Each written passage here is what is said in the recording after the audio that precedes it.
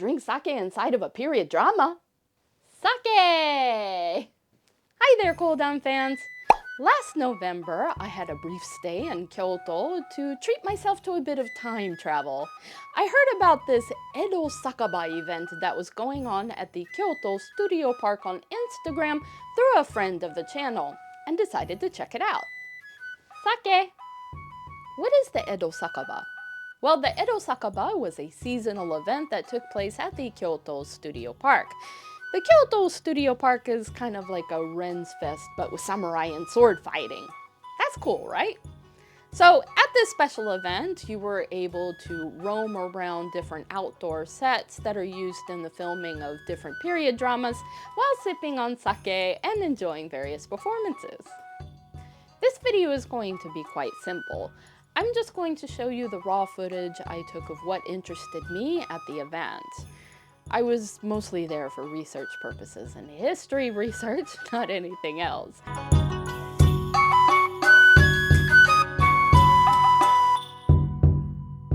So if you have any questions, put them down in the comments, and we'll have a separate Q&A video later on. Include timestamps in your questions as well. Stay till the end when I tell you what I thought about the event and who I think would enjoy this event most. My answer may surprise you. So, here is my visit to the Edo Sakaba.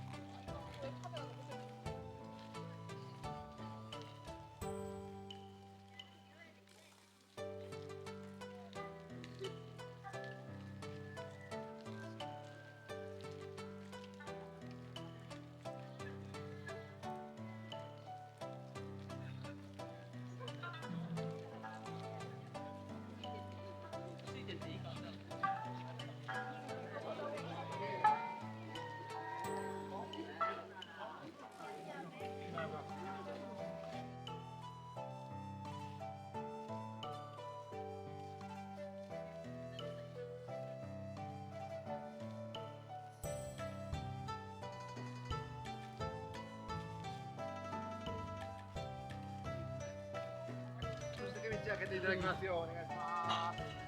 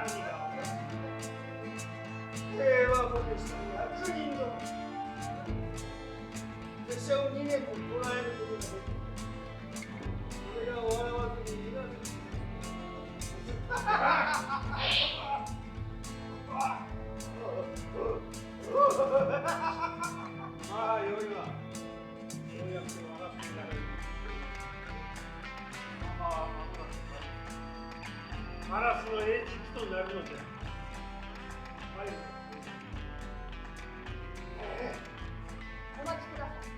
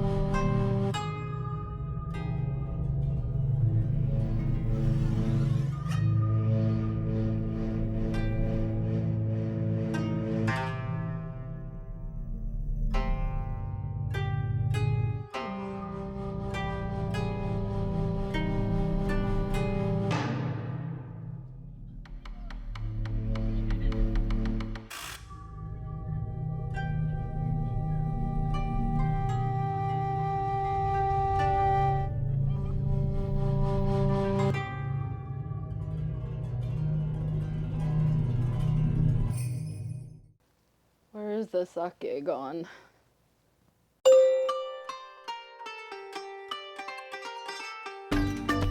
The general admission for the event was 7,000 yen, but for an extra 3,000 yen more, you got this pouch, a collector's cup, and free range of all the sake that was available. It was just really nice to be able to walk up to any sake vendor, point to the bottle that you wanted, and they would pour the sake for you. It was an excellent choice to make that made the night a total breeze. And this pouch really came in handy. When I wasn't drinking sake, I just put the cup in my pouch and had my hands free. Whoever thought of this should get 1,000 bonuses because this was absolute genius. As you could see, there were various events and performances that made you feel like you were in the Edo period. I especially enjoyed watching the dice game in the suburban area. Lots of people were having a whole lot of fun there, and I could see why it was a popular game in its time. But we do have to remember that the real-life version was probably a lot scarier, and gambling now is illegal in Japan. But that's another video, not this one. You could talk with the actors and interact with them. They roamed here and there, blending in with the atmosphere. They didn't necessarily bother anyone like an NPC at a Ren's fair would. No, no, no. You had to approach them. Otherwise, they were just going to be part of the scenery.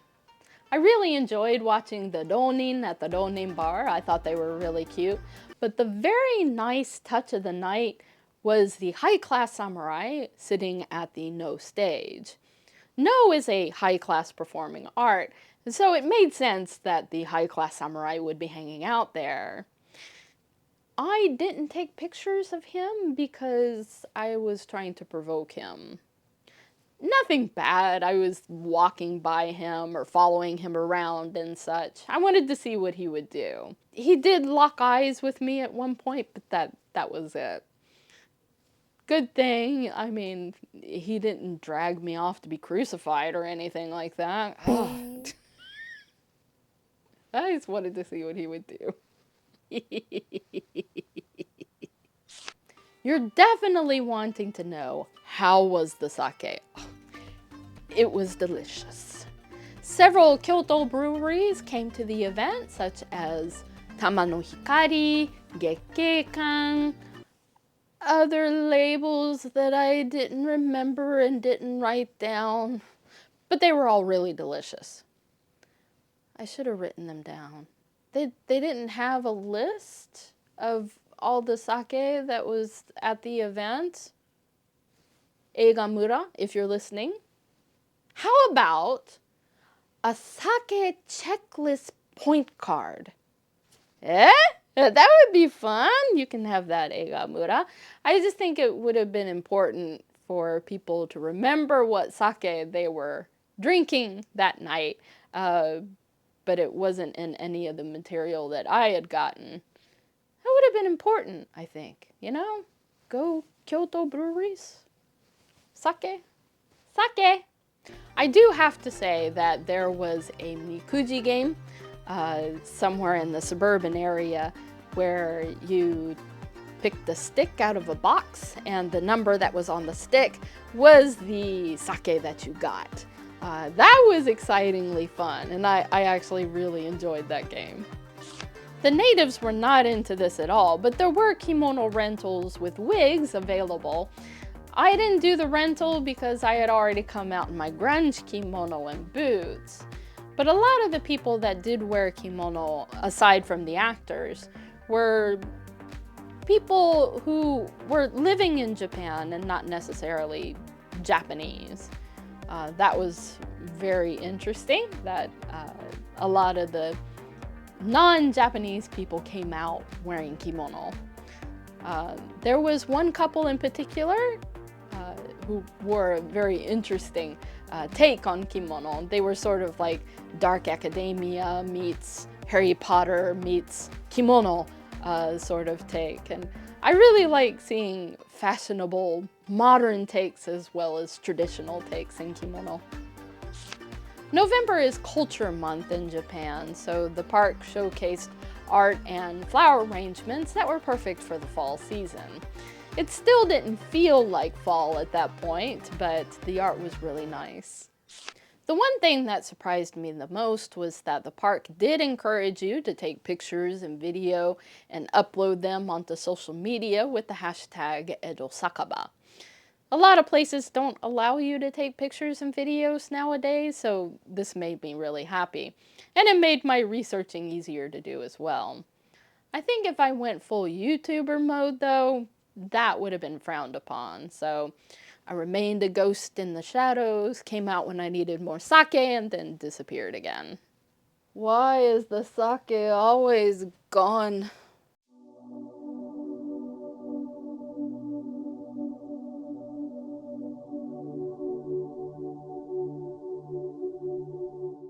This is a personal preference, but the area of the park that I liked the least was a place called Daruma Shoten.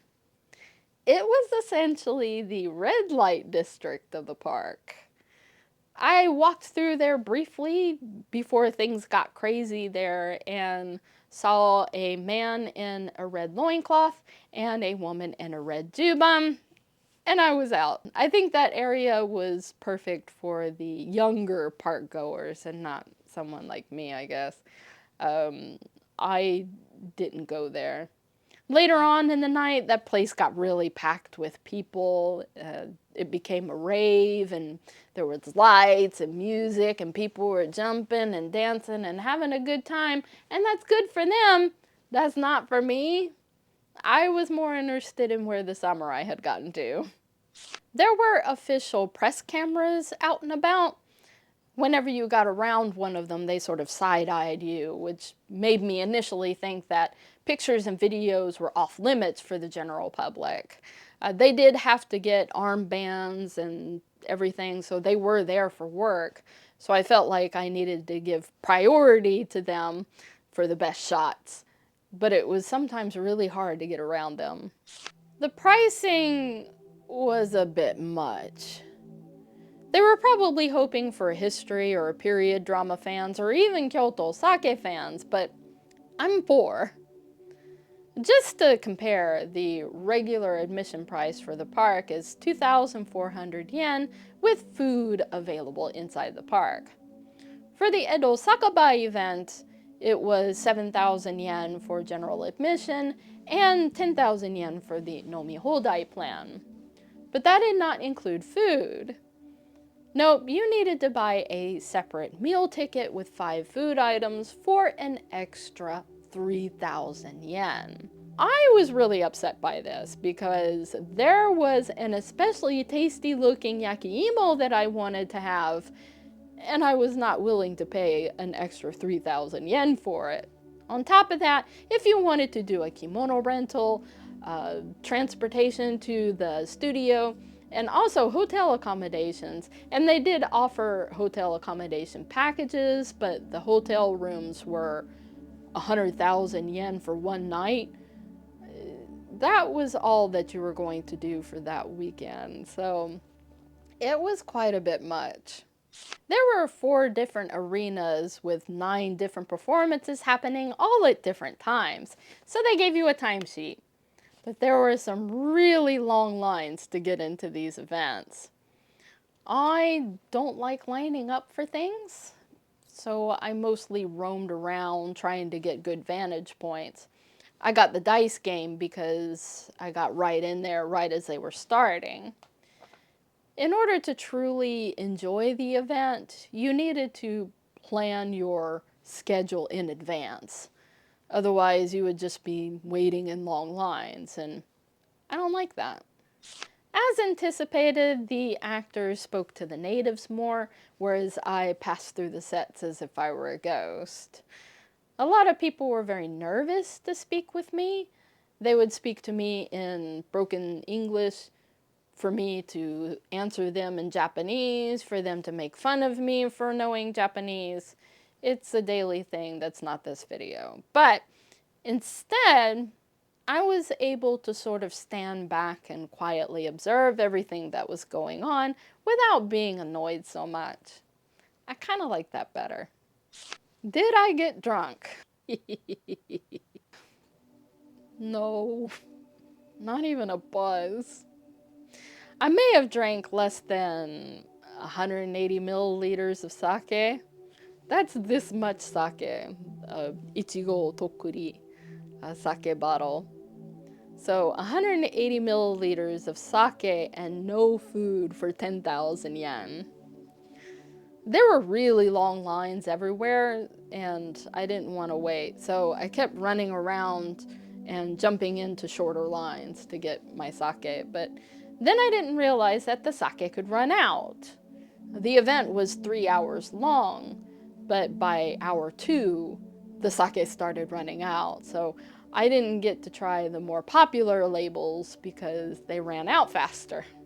Why is the sake always gone?